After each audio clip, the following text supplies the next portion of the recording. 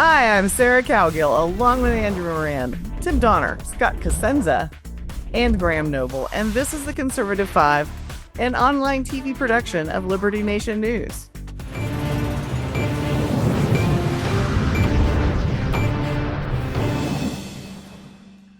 A China-U.S. trade deal. Recession odds collapse. Markets soar. Democrats retreat. The GOP has taken a victory lap, winning. Whee! What a difference a month makes. After the April 2nd Liberation Day announcement, Cassandras everywhere warned of doom and gloom hitting the United States. The United States may have had a de-escalation day event on May 12th, as the world's two largest economies agreed to a 90-day tariff pause and lowered each country's respective levies. I'm just going to say it plain. The administration is loving the wins. Let's listen to Trump on his China deal. Take a look at this clip. In addition, yesterday we achieved a total reset with China after productive talks in Geneva. Both sides now agreed to reduce the tariffs imposed. Well, that was our happy President Trump taking his little lap. Andrew, give us the high points here. It's been a month, and things look pretty good, and everybody was doom and gloom. So, go ahead. Floor's yours, babe. Okay, I'm going to prepare for hate mail and fire it pegs at my doorstep, but maybe send it to Scott, too, because I think he agrees with me. But this whole plan of his is just it absolutely backfired on the Trump administration. He and his team, they're backtracking on these aggressive plans. I've mentioned this before in my articles and at LN Radio, I think on this program too, is that the stocks crashed. More importantly, the U.S. Treasury yield soared. Now, the administration did not want to see that. So I think it's better to describe Trump's trade agenda as shuffling chairs on the boat deck. I think with this whole China agreement, the U.S.-UK trade agreement is probably a good barometer of what you're going to achieve, whereby not much at all. Trump had the 145% tariffs. Now he's lowering it to 30. So you're pretty much back to square one without anything achieved.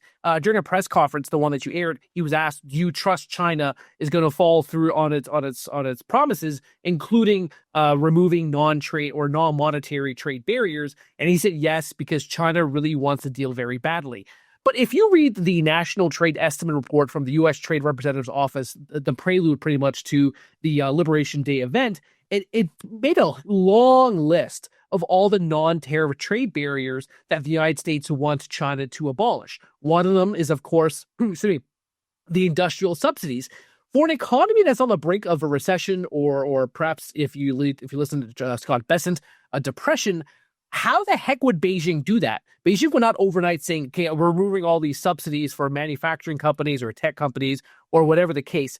So this whole deal, it's mind-boggling, because all he's doing is just resetting trade and declaring victory. Now, I will say to conclude is that a month ago we went from millions of Americans are gonna screw tiny little screws into the back of iPhones to saying let's make a deal with China. So I think in the first, was it more than 100 days now, and on trade front, the only thing that you can give kudos to the Trump administration is that about $5 trillion in private investment from all of these companies. Kraft Heinz was the latest one before we went on air. It announced a $3 billion investment in manufacturing. So he's getting all these private companies without using any taxpayer subsidies to achieve that goal. You saw that in the first quarter GDP report, when he saw an all-time high spike of, I think it was 22% in private investment. So in the end, I will only declare victory and winning if at least two of Scott Bessent's three arrows growth strategies achieved. One of them is, of course, 3% deficit of GDP, 3 million extra barrels of crude oil production per day, and 3% GDP growth. Until then, I'm not doing any victory laps. I'm not declaring winning. I'm not getting tired of winning, and all the tropes from the White House. Jeez, Andrew, you finally get the floor, and you kind of ran. I don't know what happened there. I'm going to press Scott, because Scott doesn't seem impressed by any of my appearance today. All right. Hey, Graham, where is I was impressed by that, Andrew, and thank you for it. Aw, it's a bromance. Graham, where is inflation hovering, and can you give us a reality bite? I mean, is Is it actually coming down, or are we going up? What's going on here?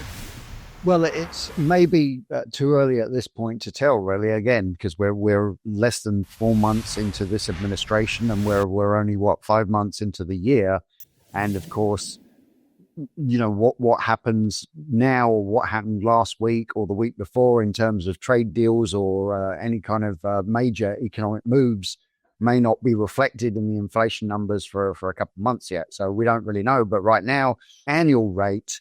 And of course, if I was Andrew, I'd be breaking this down into the various CPI numbers and all that kind of stuff, and the non-farm numbers and everything. But generally speaking, the annual inflation rate right now is 2.3%, which is still lower than the annual inflation rate of any of the years when in which Biden was in the White House.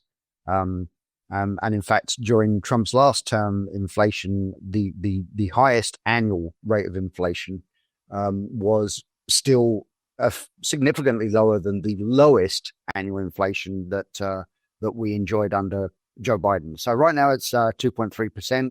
If you're asking me whether it's going to go up or down, I don't know. I mean, certainly I would imagine it might tick up next month from where it was this month. I mean, the increase for April was 0.2%. Is that going to happen again in May? I'm going to be if I was Jim Cramer, I would say it's probably going to be 3 times that next month. There's a great barometer for anyone who's interested in this stuff. It's called Trueflation. And Trueflation, it measures inflation by using 30 million real-time indicators. And it says that, the real annual inflation rate is about 1.7%. So whether it's the calm before the storm, the inflation trends, at least in the short term, are looking quite promising. And if you look at the more official, like say the Cleveland Fed inflation nowcasting model, it shows that next month inflation rate is going to be 2.4%. So whether this is stability or a calm before the storm, it should be fascinating data insights. I just want to make the point that data is also totally corrupted because they just change what inflation is to make a more favorable number. Those in power. And if you go to shadow stats, you'll learn about the way inflation and unemployment and a number of these other key metrics were previously defined, and now they're redefined, and all the redefinitions make it better for management. So you can assess on your own whether or not it's a good redesign. But unfortunately, the fun is people are going to have to be critical thinkers here, Scott. I'm just going to throw one more thing real quickly. Because I think this is important to be said. There's a few older words of wisdom, such as never start a land war in Asia and never invade Russia during the winter. I'm going to add one to that. Never make a trade deal with China. All right. Well, hey, Mr. Donner, are we seeing results faster than anticipated or predicted in econ circles? I mean, is it good, or is this a little too much? Well, if I was buying what Andrew's selling, I might put a gun to my head right now. I mean, he is looking at one of the trees in a forest of tariffs, that tariff deals that Trump is hoping to sign over the course of time. It's way too early to determine whether his tariff strategy is working or not. But one of the things that Trump, one of the key components of Trump's famous art of the deal is to use leverage to the maximum effect while still forging a deal that's a win-win for both sides, rather than crushing one side and having the other, celebrating with champagne. That's not a good deal. A good deal is when both sides win. So in terms of China, I mean, what Trump has done is by placing the tariffs at, I think it's 125% or 145%, those tariff numbers are still in place while this pause continues. And by using that as the baseline or benchmark, what he's doing is he's saying to China, we could destroy you with these tariffs, but we're not going to do that because Trump doesn't want to threaten or doesn't want to invite military retaliation. we're 90 days from a deal being announced with China. We have a deal with the UK. We're apparently very close to one with India. And as soon as these dominoes start to fall, I guarantee you that other nations are going to fall into line because they don't want to be the last one in the door because they'll get a worse deal than the ones that are early in the door. I mean, Trump knows that his tariffs could absolutely crush China. It's already doing it. China is suffering from closed factories.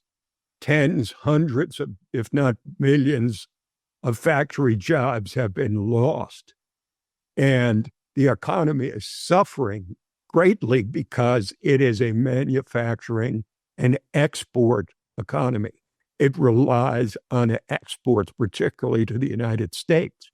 So punitive tariffs are going to hurt China much more than they hurt us. China imports or exports, should I say, 5 times as many goods as the United States does to China. That the numbers by themselves will simply tell you which country is in a better position to use its leverage to forge a more favorable deal.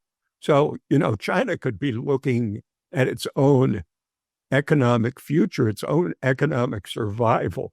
And I think that by itself, from a man like Trump, who is, a world-class negotiator, they're going to be forced, and I think they already have in this deal, but it's only a 90-day deal.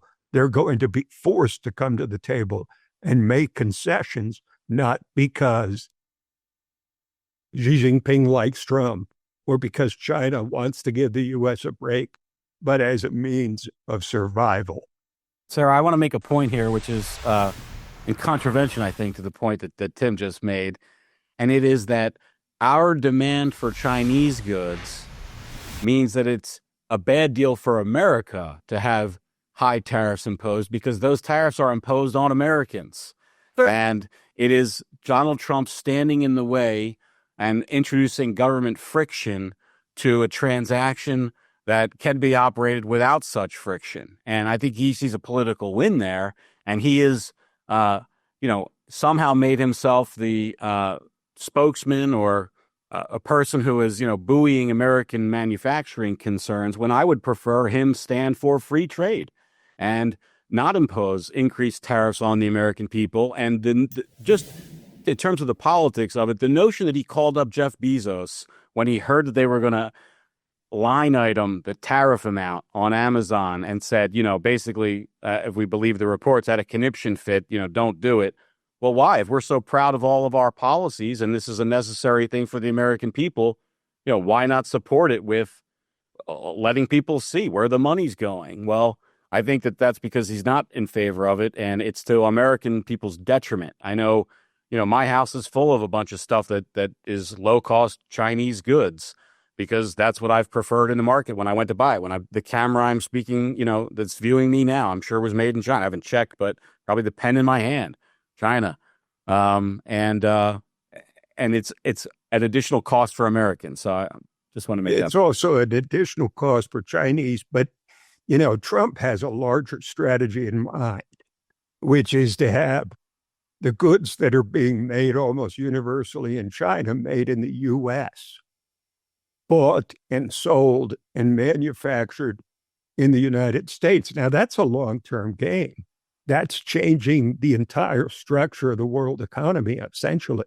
And that's what he's trying to do. It's the most ambitious effort any president has ever made to restructure, a global economy. And I think his dream is to be able to, and how realistic it is, I have no idea. But his dream is to raise enough money in tariffs from foreign countries to be able to eliminate the income tax for those making less than $150,000 or $100,000. Again, I'll leave it to the economists, and I'll leave it to God to figure out whether that could ever happen. But that is, I think, his ultimate goal. He's got enormous ambitions that go way beyond tariffs. Well, I think the second thing you said is a great goal. I don't think that it's going to happen, but when I read Article 2 of the United States Constitution, which gives the powers of the executive, I don't see remaking the global economy to one's preference, delineated. Well, he remakes the global economy by remaking deals for the host country. He's not forcing others to do anything, but he is coming to the negotiating table, presumably in good faith, to level the playing field. Because let's face it, it's been a tilted playing field against the United States for the longest time. We pay far more in tariffs than we require our trading partners to. And I think it's about time that somebody, and Trump is probably the only guy who could do it, who would make a concerted effort of full court press to level the playing field. I don't see it as leveling so much as punishing Americans, but we can probably leave it there. Let's call it there. The big banks are canceling the recession prognostications altogether, and the White House is still running around, waving the woohoo, we did it. And you know what? After the last 4 years, America probably needs a good win. So at least this administration has given it a shot. Thanks for tuning in, and we'll see you next time.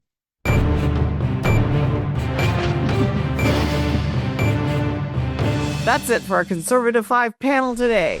Check out our other C5 shows and segments on your favorite video platform, YouTube, Vimeo, Rumble, or on them all. As well, Liberty Nation News has its own Roku channel, where you can see all of our TV productions. Now, Liberty Nation does not endorse candidates, campaigns, or legislation, and this presentation is no endorsement. I'm your host, Sarah Cowgill. Thanks for joining us today for the latest news and commentary. Your choice for free thinking, free speech, libertynation.com.